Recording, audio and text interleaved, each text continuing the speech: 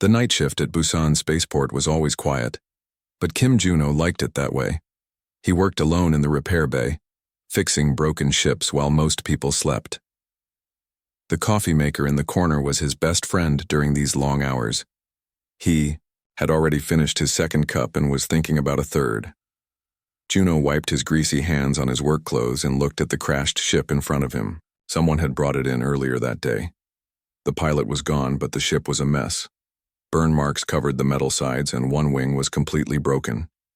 It looked like the ship had been in a fight. Another smuggler's ship, Juno said, to himself. He saw many of these. People who moved things from planet to planet without telling the government. They often got into trouble and their ships needed fixing. He picked up his tools and started working. The engine was damaged, but he could fix it. Juno was good with machines. He understood how they worked, even alien ones. His hands moved quickly, removing broken parts and replacing them with new ones. As he worked, Juno heard a small sound from inside the ship. It was soft, like a baby crying. He stopped and listened. There it was again. Something was alive in there. Juno put down his tools and walked to the ship's door. It was already open. He stepped inside and turned on his flashlight. The inside of the ship was dark and smelled bad. Boxes were scattered everywhere and some were broken open. The sound came again, louder this time. It was coming from near the back of the ship. Juno walked slowly, being careful not to step on the broken glass on the floor. Behind a fallen box, he found it. At first he thought it was some kind of alien pet. It was small, about the size of his coffee mug. It had 4 legs, a long tail, and small wings. Its body was covered in scales that changed color in the light. "What are you?" Juno whispered. The creature looked up at him with big bright eyes. It made a soft sound like a cat purring. One of its wings was hurt, and it was trying to hide behind the box. Juno knew he should call security. They handled all alien animals found on ships. But something about this little creature made him stop. It looked scared and alone. Its eyes seemed to ask for help. "You're hurt, aren't you?" Juno said softly. He reached out slowly. The creature watched him but did not run away. When Juno's fingers touched its head, the scales felt warm. The creature made another soft sound and moved closer to his hand. Juno looked at the injured wing.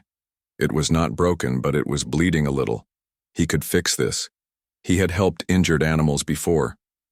"I'll be right back," he told the creature. Juno went back to his work area and got his first aid kit. He also brought his coffee thermos. The creature was still there when he returned, but now it was shaking. It looked cold. "Here," Juno said, opening his thermos. The warm coffee smell filled the air. The creature's head lifted, and its scales changed to a brighter color. Juno cleaned the injured wing with a soft cloth.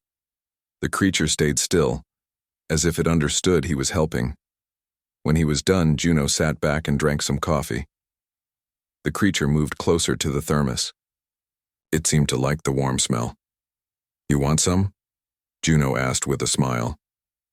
"I don't think coffee is good for you, but the warm cup might help." He held the warm thermos near the creature. It pressed its small body against the metal and made happy sounds. Its scales turned a soft blue color. Just then, Juno heard voices outside the ship. Security guards were coming. He looked at the little creature, then at the open door. "They'll take you away," he whispered. "They'll put you in a cage and study you." The creature looked at him with those big eyes. Juno made a quick decision. He picked up the creature very carefully and put it in his tool bag. The creature did not fight. It curled up inside the bag like it belonged there. "Stay quiet," Juno whispered. 2 security guards walked into the ship. They were both big men with serious faces. "Find anything interesting?" one guard asked. "Just a broken engine," Juno said, trying to sound normal. "Nothing else." The guards looked around the ship with their lights. They checked the boxes and looked in every corner. Juno's tool bag sat on the floor near his feet. The creature inside was completely silent. "The pilot was smuggling rare metals," the other guard said. "We need to check everything." They spent 20 minutes looking through the ship. Juno pretended to work on the engine while they searched. His heart was beating fast, but he kept his hands steady. Finally, the guards left. Juno waited until he could not hear their footsteps, then opened his tool bag. The creature looked up at him and made a soft, happy sound. "We did it," Juno whispered. The creature climbed out of the bag and onto Juno's hand. Its scales turned gold in the light. Juno realized this was not just any alien animal. There was something special about it, something intelligent in its eyes. "I'll call you Hanol," Juno said. In Korean, the name meant sky. It seemed right for a creature with wings. Hanul made a purring sound as if he liked the name. Juno looked at his watch. His shift would end in 2 hours. He needed to think about where to take Hanul. He could not leave him here, and he could not tell anyone about him. For now, Hanul seemed happy to stay close to the warm coffee thermos. He had stopped shaking, and his wing looked better. Maybe Juno could take care of him, at least until he healed. Juno went back to work on the ship's engine, but his mind was on the small creature now sleeping in his tool bag. He had no idea that he had just saved the most important being in the galaxy. He only knew that he could not let anything bad happen to Hanul. Outside the repair bay, the night sky was full of stars. Somewhere out there, people were looking for what Juno had found. But for now, in the quiet repair bay, a human, mechanic, and a baby dragon were safe together. Juno reached for his coffee cup and smiled. It was going to be an interesting night. 3 weeks had passed since Juno found Hanel in the crashed ship. The little dragon had grown a bit, now about the size of a cat. His injured wing had healed completely, and he could fly short distances around Juno's small apartment. Every morning, Juno brought Hanel to work in his tool bag. The dragon seemed to understand that he needed to stay hidden during the day. He would curl up inside the bag and sleep while Juno worked on ships. But at night, when the repair bay was empty, Hanul came alive. He would fly around the room, exploring every corner. His scales changed colors when he was happy, turning bright gold and blue. When he was curious about something, they turned green. "You're getting good at flying," Juno said, watching Hanul circle around a broken engine. "But be careful of the sharp parts." Hanul made a chirping sound and landed on Juno's shoulder. This had become his favorite place to sit while Juno worked. The dragon would watch everything Juno did with great interest. What surprised Juno most was how smart Hanul was. The dragon seemed to understand which tools Juno needed before he asked for them. Sometimes Hanul would fly into small spaces in the ships where Juno's hands could not reach. He would push loose wires back into place, or retrieve small parts that had fallen. "You're a better helper than most humans," Juno told him one night. Hanul purred and rubbed his small head against Juno's cheek. The dragon had also developed an interesting relationship with coffee. Every morning when Juno made his first cup, Hanul would sit on the table next to the coffee maker. He seemed to love the warm steam that came from the hot coffee. One morning, Juno was not paying attention when Hanul got too close to his cup. The dragon's tongue touched the coffee surface. "No," Juno said, but it was too late. Hanul had tasted coffee for the first time. His eyes went wide, and his scales started flashing bright colors very quickly. Then he started flying around the room at incredible speed, making excited chirping sounds. "Oh no," Juno said, watching Hanul zoom around like a tiny rocket. For the next hour, Hanul was hyperactive. He flew in circles, organized all of Juno's tools 3 times, and even tried to fix a clock on the wall. When he finally calmed down, he fell asleep for 12 straight hours. "No more coffee for you," Juno said when Hanul woke up, but the dragon had other ideas. Every morning after that, he would try to get near Juno's coffee cup. Juno had to be very careful to keep his drinks away from the curious dragon. The strangest thing happened when Hanul accidentally breathed on Juno's coffee.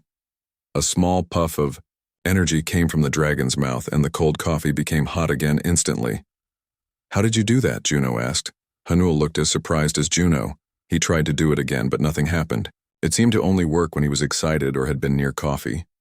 At the spaceport, Juno tried to act normal, but his friend Park Minho was starting to notice changes. "You're working faster than before," Minho said one afternoon. "And better, too. How did you fix that Martian engine so quickly yesterday?" "I've been practicing," Juno said, not looking at his friend. "And you seem happier," Minho continued. "Like you have a secret or something." Juno did have a secret, and it was getting harder to hide.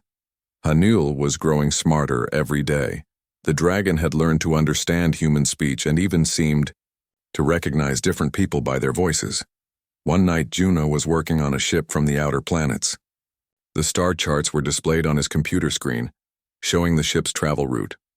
When Hanul saw the charts, his behavior changed completely. The dragon's scales turned deep purple, a color Juno had never seen before. Hanul flew to the computer screen and started making urgent chirping sounds. He pressed his small claws against specific points on the star map. "What is it, Hanul?" Juno asked. The dragon kept pointing to an area of space that was marked as unknown territory on the charts. His scales were now flashing between purple and silver. He seemed upset or excited, or maybe both. Juno looked at the coordinates Hanul was pointing to. There was nothing there according to the computer. No planets, no space stations, nothing. But Hanul acted like it was very important. "Is this where you're from?" Juno asked softly. Hanul stopped chirping and looked at Juno with sad eyes. His scales turned a dark blue color that Juno had learned meant the dragon was feeling lonely. That night, Juno could not sleep. He kept thinking about the star charts and Hanul's reaction. The dragon was not just any alien animal. There was something special about him. Something important. The next day at work, Juno noticed something new. When Hanul was near the advanced alien technology, his scales would glow softly. It was not bright, but it was definitely there. The glow was stronger near some machines than others. "You can sense technology, can't you?" Juno said. Hanul chirped and flew to a broken communication device. His scales glowed brighter. When Juno touched the same device, he could suddenly understand how to fix it, even though he had never seen this type of machine before. It was like Hanul was teaching him, through some kind of connection. That evening, as Juno was closing the repair bay, Minho confronted him. "I know you're hiding something," Minho said. "Your work has improved too much, too fast, and sometimes I hear you talking to someone when you think you're alone." Juno's heart started beating faster. "I don't know what you mean." "I'm your friend," Minho said. "If you're in trouble, I want to help." Before Juno could answer, a small sound came from his tool bag. Minho's eyes went wide. What was that? "Nothing," Juno said quickly, but it was too late. Hanul poked his head out of the bag, curious about the new voice. When he saw Minho staring at him, the dragon's scales turned bright red. This was his alarm color. Minho's mouth fell open. Is that a dragon?" Juno sighed. His secret was out. Now he had to decide if he could trust his friend with the truth. "Please don't tell anyone," Juno said quietly. "His name is Hanul, and I think he's in danger." Minho looked at the small dragon, then at Juno. "How long have you had him?" 3 weeks. I found him in a crashed smuggler's ship." Hanul flew out of the bag and landed on Juno's shoulder. He was still nervous, his scales flashing between red and gold. "He's beautiful," Minho said softly. "But Juno, if security finds out—" "I know," Juno said, "but I couldn't let them take him. He's not just an animal, Minho. He's intelligent. He understands us." As if to prove Juno's point, Hanul chirped once, and his scales turned a welcoming green color. He was accepting Minho as safe. "What are you going to do?" Minho asked. "I don't know," Juno admitted. "I just know I have to keep him safe." Neither of them realized that their conversation was being recorded by security cameras, or that someone very dangerous was already looking for the little dragon they were trying to protect. The woman in the black suit arrived at Busan Spaceport early Monday morning. She showed her identification to the security guards and walked straight to the repair bay. Her name was Lee Yuna, and she worked for Galactic Intelligence. Juno was under his third cup of coffee when she found him. Hanul was safely hidden in his tool bag. sleeping after a night of flying around the repair bay. Kim Juno? The woman asked. Juno looked up from the engine he was working on. The woman looked serious and dangerous. Her eyes moved around the room, like she was looking for something specific. Yes, that's me, Juno said, trying to sound calm. I'm Agent Lee Yuna. I need to ask you some questions about a ship that was brought here 4 weeks ago. A smuggler's ship. Juno's heart started beating faster, but he kept working. I fix a lot of ships. Which one? The one with burn marks on the sides. You worked on it alone during the night shift. I remember it, Juno said. What about it, Agent? Yuna walked closer. Something was taken from that ship. Something very valuable. The pilot is dead now, killed by the people who were chasing him. But we know he had special cargo. In his tool bag, Hanul stirred. The dragon could sense that something was wrong.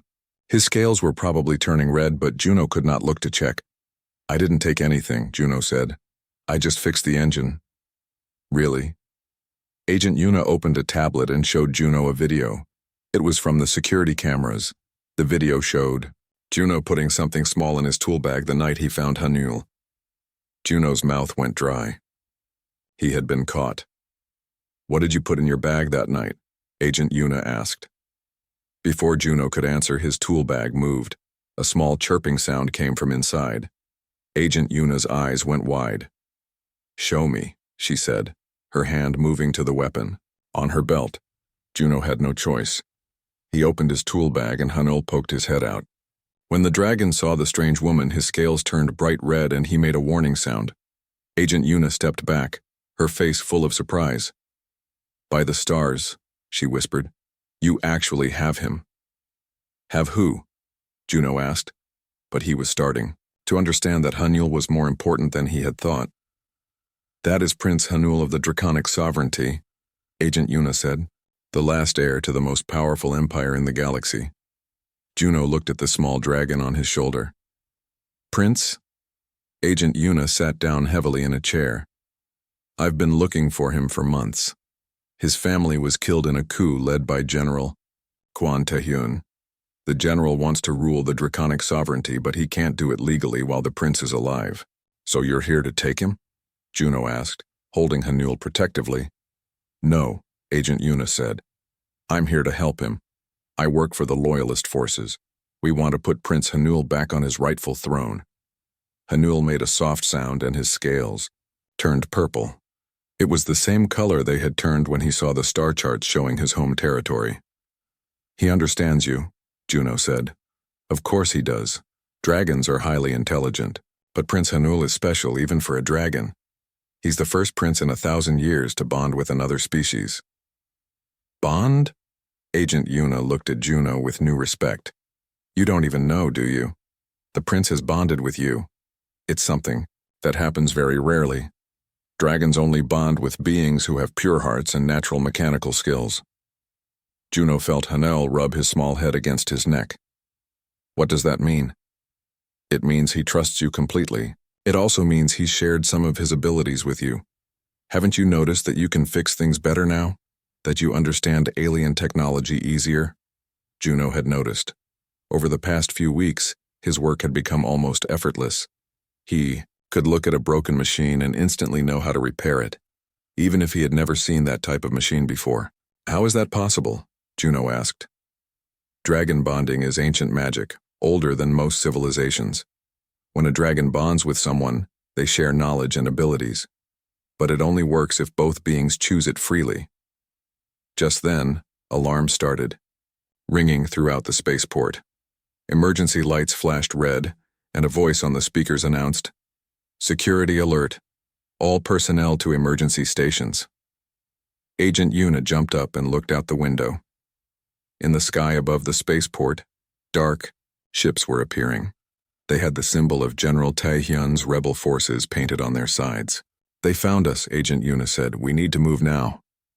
Who found us? Juno asked, but he was already putting Hanul in his tool bag. The general's forces. Someone must have told them where the prince is. More ships appeared in the sky. Soldiers. We're probably already entering the spaceport. Juno grabbed his coffee thermos and his tools, not sure why he thought he would need them. "Where can we go?" he asked. "Follow me," Agent Una said. "There's something under this spaceport that the rebels don't know about." They ran through the repair bay and into a corridor Juno had never seen before. Agent Una used a special keycard to open doors that led deeper underground. "What's down here?" Juno asked as they ran. "Something your government doesn't know about. A draconic ship that's been hidden here for centuries." They reached a large room far below the spaceport. In the center was a ship unlike anything Juno had ever seen. It was silver and gold with curves that seemed to flow like water. Strange symbols glowed softly along its sides. "This is the Star Wing," Agent Una said. "It belonged to Prince Hanul's grandfather."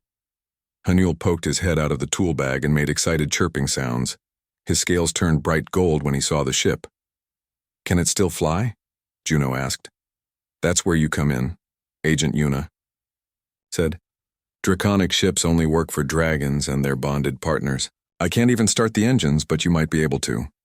Above them, they could hear explosions. The rebel forces were fighting spaceport security. "We don't have much time," Agent Una said. Juno walked up to the ship. As he got closer, the symbols on its sides glowed brighter. When he touched the hull, he felt a strange tingling sensation. "I can feel it," he said, surprised. "It's like the ship is alive." Hanel flew out of the bag and landed on the ship. His scales glowed with the same light as the symbols. Suddenly, a door opened in the side of the ship. "Incredible," Agent Una whispered. "It recognizes both of you." They climbed into the ship. The inside was beautiful, with walls that seemed to be made of living metal. Juno sat in the pilot's seat, even though he had never flown anything more complex than a repair shuttle. But when he put his hands on the controls, he knew what to do. The knowledge flowed into his mind from his connection with Hanul. The dragon sat on his shoulder, purring softly. "I think I can fly this," Juno said, amazed at his own words.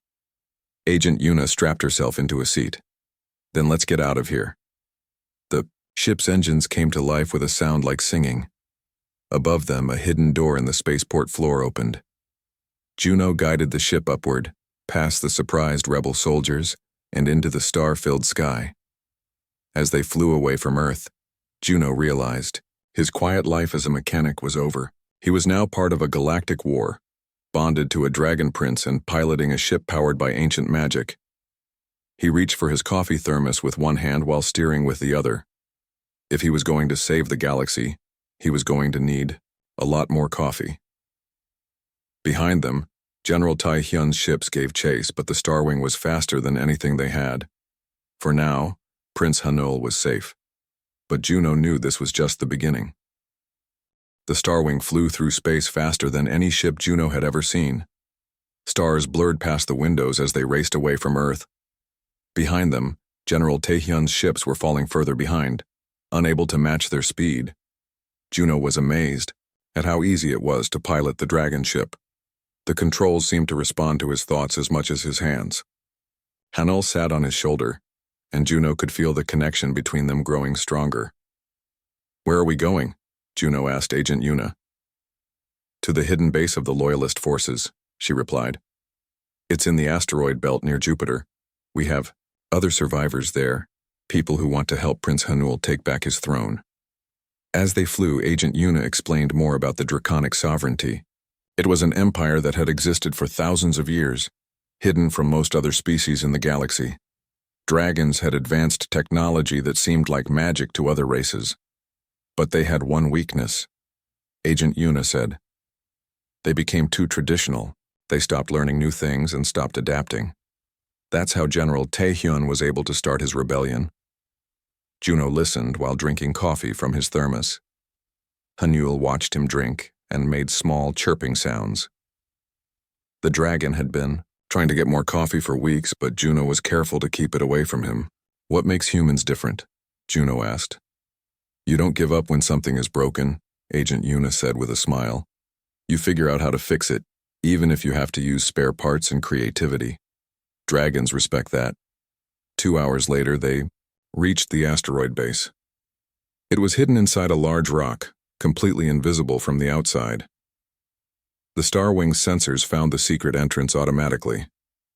Inside the asteroid, Juno saw other ships and many people working. Most were humans, but there were also some aliens he didn't recognize. In the center of the base was another dragon, much larger than Hanul. "That's Commander Sue," Agent Yuna said. "She's Prince Hanul's aunt, and the leader of our forces." Commander Sue was as big as a small airplane, with silver and blue scales. When she saw Prince Hanul, she made a deep musical sound that filled the entire base. Hanul chirped back excitedly and flew to greet her. The two dragons touched their heads together, and Juno felt a wave of emotion through his bond with Hanul. Joy, sadness, and determination all mixed together. "She's telling him about the war," Agent Yuna translated, "and about how many dragons have died fighting the rebels." Commander Sao looked at Juno with large, intelligent eyes. When she spoke, her voice was deep and musical like distant thunder. "She wants to know if you're truly bonded with her nephew," Agent Yuna said. "How can I prove it?" Juno asked. Commander Sue gestured with one wing toward a wall covered in strange machines. They looked like dragon technology, but they were damaged and not working. "She's asking you to fix them," Agent Yuna said.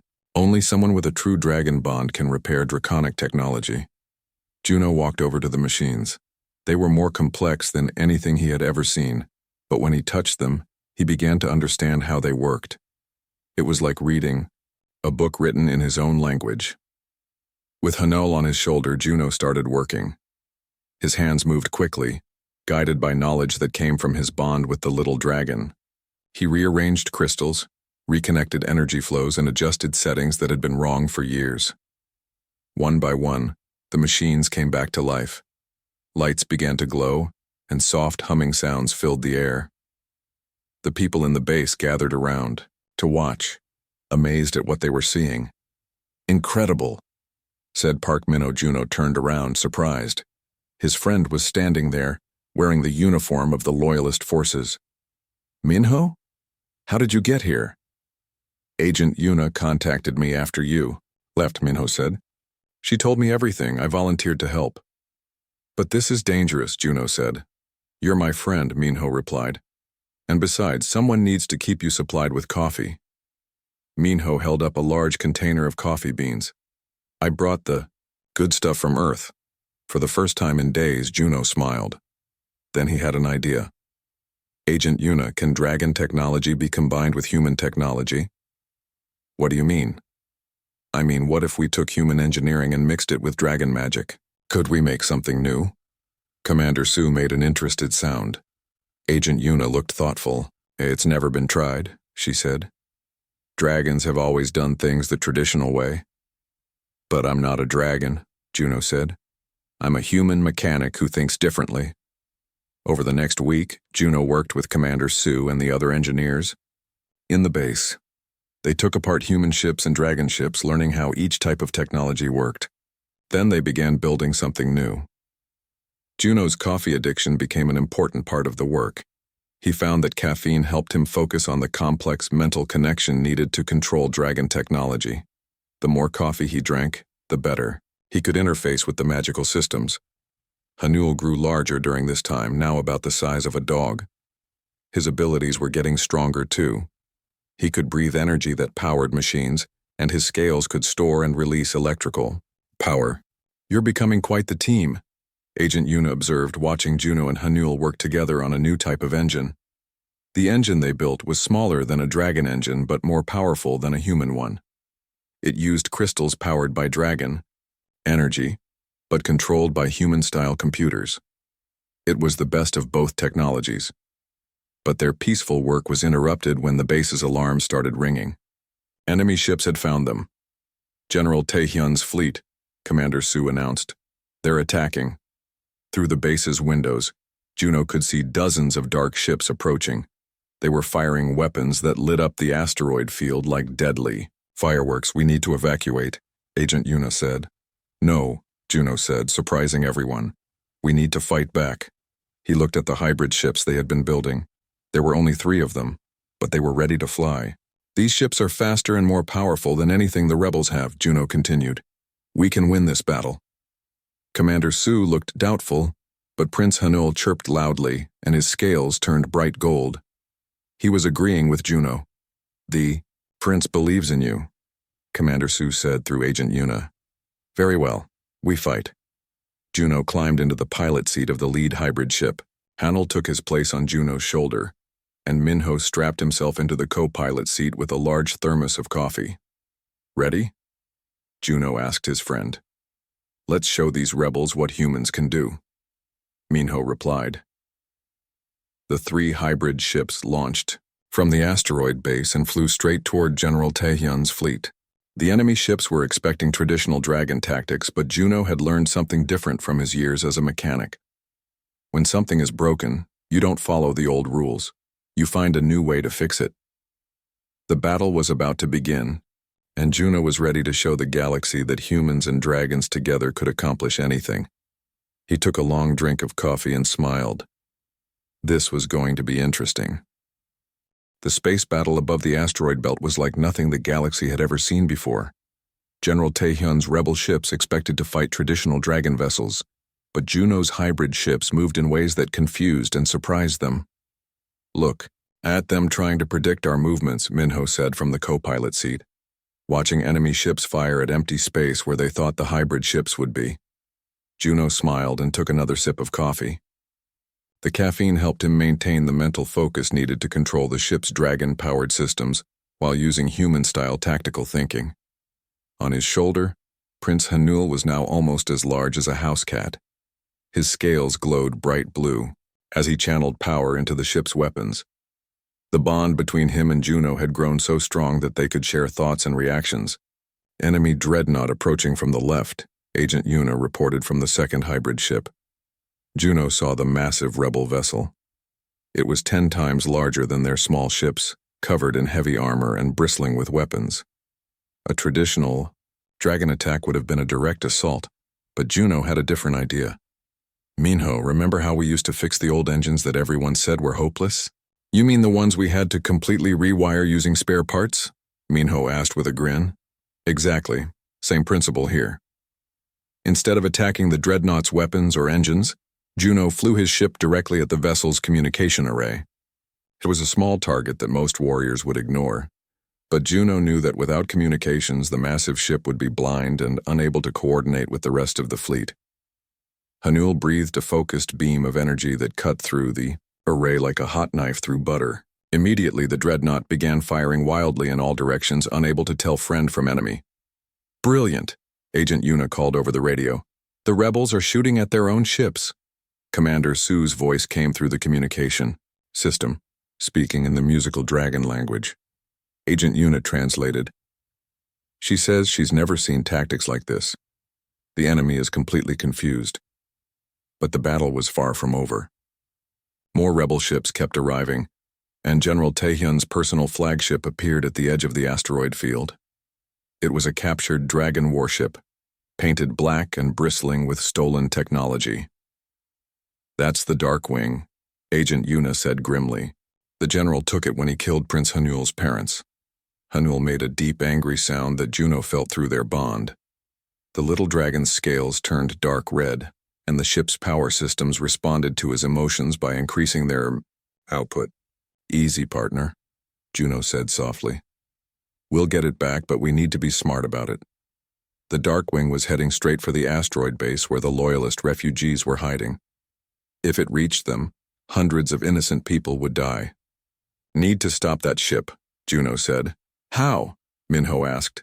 It's huge, and we only have 3 small ships. Juno looked at his nearly empty coffee thermos, then at Hanul. An crazy idea was forming in his mind. What if we don't fight it? What if we fix it instead? Fix it? Agent Yuna asked over the radio. The Darkwing is a dragon ship. General Taehyun is controlling it with stolen technology, but he's not bonded with it. The ship is probably fighting his commands. Commander Sue made an interested sound. Through Agent Yuna, she said, the boy might be right. Dragon ships have spirits. They don't like being controlled by those who killed their original partners. So if I can get close enough to interface with the ship's systems, Juno began. You could turn it against the general, Minho finished, understanding his friend's plan. It was dangerous and probably impossible, but it was also the kind of creative problem-solving that made humans special. I'll need to get inside.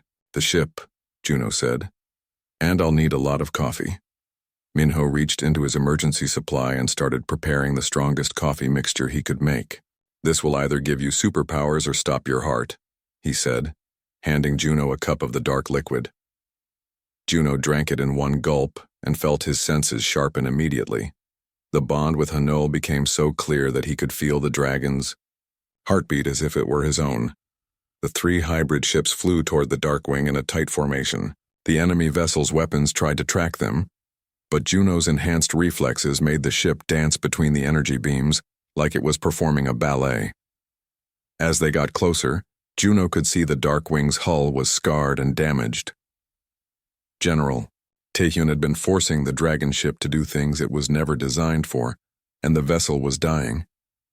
I can feel its pain, Hanil said through their bond.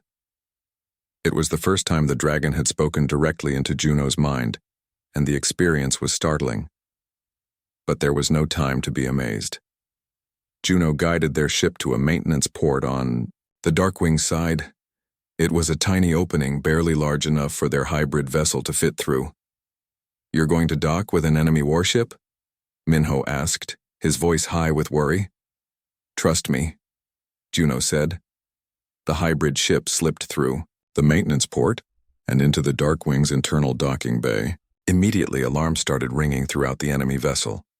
They know we're here, Agent Yuna reported. Good, Juno said, climbing out of his ship with Hanul on his shoulder. I want General Taehyun to come find us. They ran through the corridors of the Darkwing, following Hanul's instincts toward the ship's central control room. The little dragon's scales were glowing brighter with each step, responding to the presence of the ship's tortured spirit. Rebel soldiers tried to stop them, but Juno moved with inhuman speed and precision, guided by his caffeine-enhanced bond with Hanul. They reached the control room just as General Kwon Tae-hyun arrived with his personal guards. The general was tall and thin, with cold eyes and a cruel smile. He wore a uniform decorated with symbols stolen from the royal family he had murdered. So, he said, the famous human dragon team, you've caused me a lot of trouble. You killed Hanul's family, Juno said simply, and I'll kill him too, along with anyone stupid enough to help him. But as the general spoke, Juno was already working. He placed his hands on the Darkwing's control console while Hanul pressed his claws against the ship's crystal power core. Immediately, Juno felt the ship's pain. The Darkwing had been a proud vessel once, bonded with a noble dragon warrior. When that warrior died, the ship's spirit had been imprisoned and forced to serve the very person who killed its partner. I'm sorry this happened to you, Juno whispered, to the ship. But we can fix this together. The Darkwing's spirit responded to his compassion. Through his bond with Hanul, Juno began to repair the damage that years of abuse had caused to the ship's systems. It was like healing a broken heart with mechanical skill and dragon magic. General Taehyun realized what was happening and drew his weapon, but it was too late. The Darkwing systems turned against him. Blast doors sealed his guards in other parts of the ship, and the artificial gravity reversed, sending the general floating helplessly toward the ceiling. Impossible, he shouted. I control this ship. No, Juno said, his hands still working on the controls. You never did. You just hurt it until it was too weak to resist. But it's strong again now. The Darkwing's weapons turned on the rebel fleet. Ship after ship was disabled as the massive warship fought for its freedom. The battle turned completely in favor of the loyalist forces. Within an hour, the rebel fleet was defeated. General Taehyun was captured, and the surviving rebel forces surrendered. 6 months later, Prince Hanul was crowned as the new ruler of the Draconic sovereignty. He was now the size of a small aircraft, magnificent and powerful, but he still liked to sit near Juno when the human was working on his latest projects. The coronation ceremony was held on the dragon homeworld, with representatives from hundreds of species attending. But the most important moment for Juno came when Prince Hanul officially announced the alliance between the Draconic sovereignty and humanity. Our species will learn from each other, the Dragon Prince declared in his deep, musical voice. Dragons will teach humans about ancient wisdom and magical technology. Humans will teach dragons about adaptation, creativity, and problem-solving. After the ceremony, Juno returned to his new workshop. It was a fusion of human engineering and dragon magic, the most advanced facility in the galaxy. He had projects from dozens of worlds, all wanting to benefit from the new human-dragon cooperation. Minho was there too, now serving as Juno's chief assistant and head of coffee operations. Another successful day of changing the galaxy, he said, handing Juno a cup of perfectly brewed coffee. Prince Hanul landed nearby, his scales shimmering with contentment. What are we working on today, my friend? Juno took a sip of coffee and smiled at the dragon who had changed his life. I was thinking we could design a better communication system for the outer colonies. Something that combines your energy manipulation with human satellite technology. An excellent idea, Hanul said, his scales turning the bright gold color that meant he was happy. As they began work on their new project, Juno reflected on how much had changed since that night when he found a small, injured creature in a crashed smuggler's ship. He had been just a simple mechanic with a coffee addiction, working alone in a repair bay. Now he was the first human dragon ambassador, a title that came with responsibilities he had never imagined. But at its heart, his job was still the same as it had always been,